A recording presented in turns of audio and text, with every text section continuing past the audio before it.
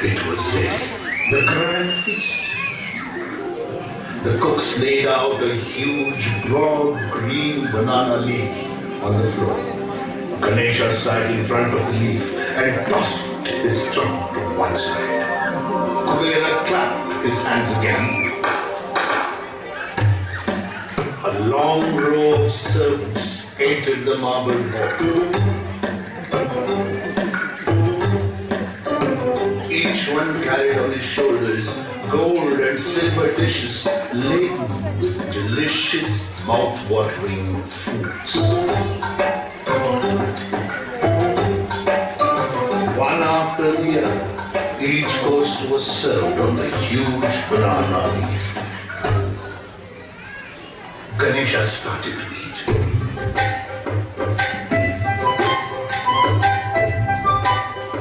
He ate so fast that the food on the leaf disappeared even as it was being served.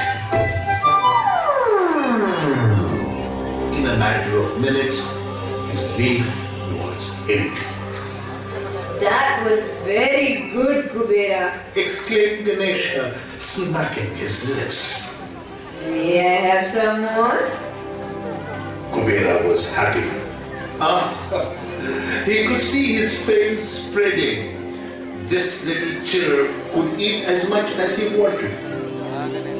He called for more food to be brought him.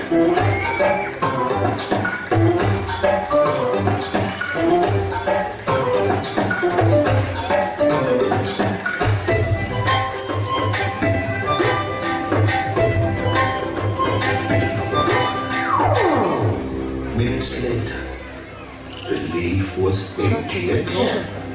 The cooks worked faster now. The servants dashed in and out of the kitchen, carrying food. Each time they filled the leaf, it vanished in no time.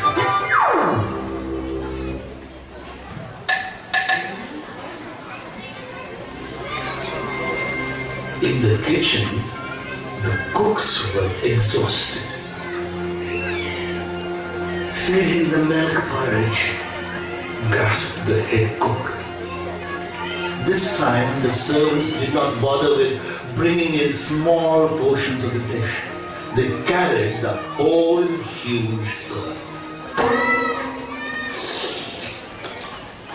Delicious! Delicious! Said Ganesha, dipping his trunk into the urn and taking a small first sip. Delicious! Delicious! Oh, wonderful! He exclaimed. He dipped his trunk again, and this time with one mighty sip of his trunk, he drained the porridge into his mouth to the very last drop. Slurp! It was all over. Hey, Kubera! He called. This feast is the most magnificent I have ever eaten. I just don't feel like stopping. Please, please, bring me some more. In the kitchen, some of the cooks had fainted from exhaustion. The huge banquet was fast growing empty. All that was left was a small sack full of rice. The head cook ran frantically to Kubera. Lord Kubera, He whispered, there's no more food. Just a sack full of rice. What shall I do? "Bring the rice," Kubera ordered. He was alarmed at Ganesha's appetite. "Bring everything you have." Ganesha ate the last sackful of rice as well. He ate it uncooked, scattering it all over the floor. He entered the kitchen and ate the fruit and vegetable peels. He ate the spices and the salt. He sauntered into Kubera's orchards and ate all the fruit hanging from the trees. Papayas, jackfruit, apples, chicory, every single fruit he caught. He went into the cowsheds and drank all the milk. He drank the water from the perfume fountains and left them dry.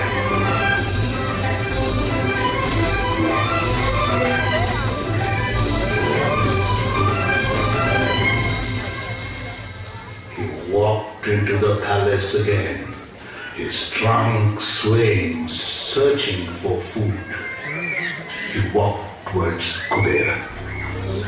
Kubera was frightened. Was Ganesha going to eat him up next? Falling at his feet, Kubera begged, "Stop, Ganesha! Please, please stop! What are you doing there?" Ganesha paid no heed to Kubera, but went on towards the kitchen.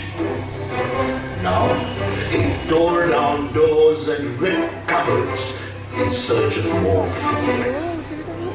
Frightened, Kubera ran to Shiva and fell at his feet. Help me, Lord Shiva! Your son has gone mad! His appetite is frightening. Please stop him before he destroys my palace completely! Shiva laughed. And you thought it would be easy to please Ganesha? Tell me this, Kubera, and be honest.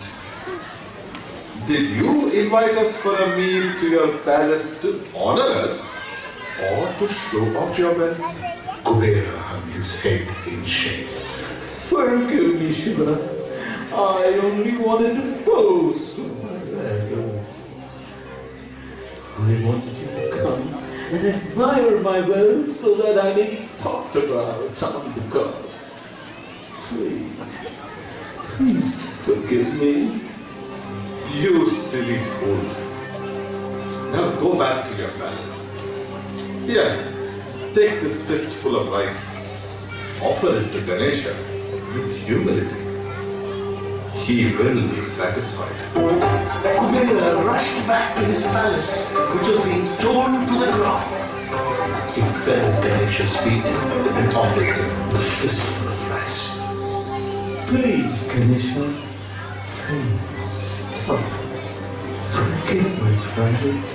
I was so weak. Please accept this with love.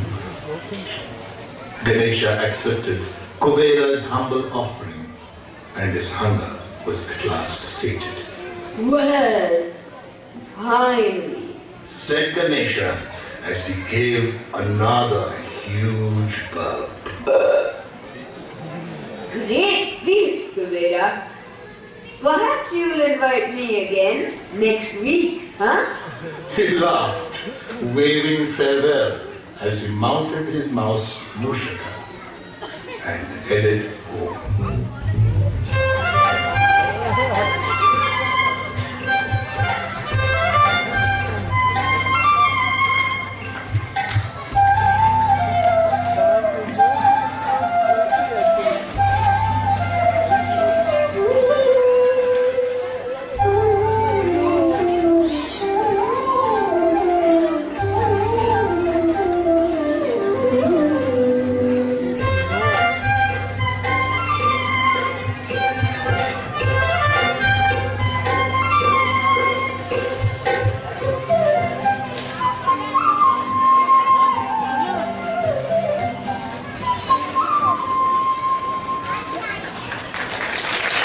Fantastic.